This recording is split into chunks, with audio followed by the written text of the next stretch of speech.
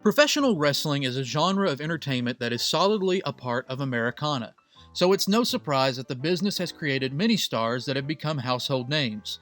Names such as Hulk Hogan, Randy Savage, Stone Cold Steve Austin, The Rock, and John Cena are commonly known to many people regardless of whether or not they are fans of pro wrestling. But it could be argued that none of those names would be known at all if not for the first big wrestling star viewers ever saw on television, Gorgeous George. Wrestling as we know it began in the late 19th century as a carnival side attraction employing strong men and the like. It evolved into a regional traveling sport in arenas across the country.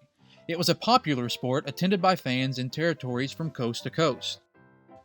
That was until a disgruntled promoter named Jack Pfeffer, angry at his former bosses for firing him, revealed to journalists that matches were not legitimate.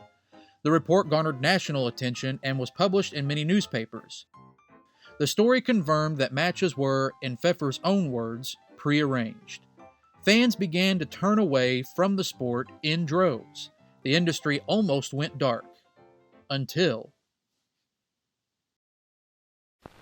Well, good evening, everybody. This is Russ Davis speaking to you from ringside at International Amphitheater in Chicago, where tonight the gorgeous one, Gorgeous George himself, the old toast to the coast, is meeting Der Hans Schnabel. Wrestling was eventually turned on its head by a flamboyant and boisterous character who seemingly out of nowhere burst onto the scene. A character named Gorgeous George. He became a box office attraction at arenas nationwide, but was also the face of a brand new household appliance, the television. His character took professional wrestling from a dying regional niche and turned it into a must-see spectacle. He did it by changing everything people knew about what a wrestler should be and should look like by being over the top, but his beginnings were much more humble. Born on March 24, 1915 in Butte, Nebraska, George Wagner grew up poor in Houston, Texas, after moving there at the age of 7. He dropped out of Milby High School in 1929 and began training in the Houston area YMCA to become a pro wrestler. Starting out, George was a straight-laced, clean-cut wrestler, but failed to find success, due in part to his short stature. That was until his wife Betty made a suggestion to him that would change his life forever. I told him he couldn't make any money that way. I said, come on, get dirty. George got dirty by cleaning up. He began to focus on his fashion and style, essentially becoming a prima donna.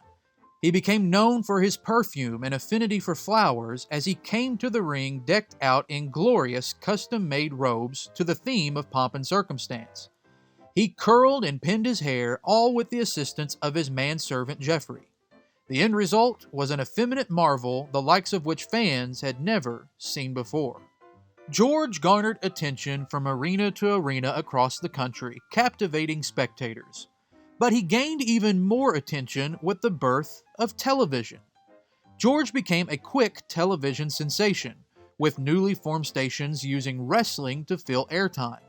Suddenly, Gorgeous George was entertaining people right in their own living rooms, and he quickly became a star.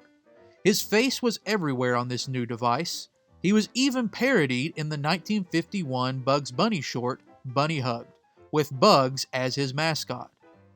George drew the attention of celebrities ranging from Jack Benny to horror star Bela Lugosi, even being accompanied to the ring by Lugosi and Lugosi's friend, Bob Hope. While his celebrity grew, George influenced many others. He inspired James Brown to wear his colorful robes. He encouraged Bob Dylan during his career and shaped most of Muhammad Ali's mannerisms. George died in 1963 and is buried in Hollywood's Valhalla Memorial Cemetery, in a plot paid for by fellow wrestler and friend Angelo Poffo.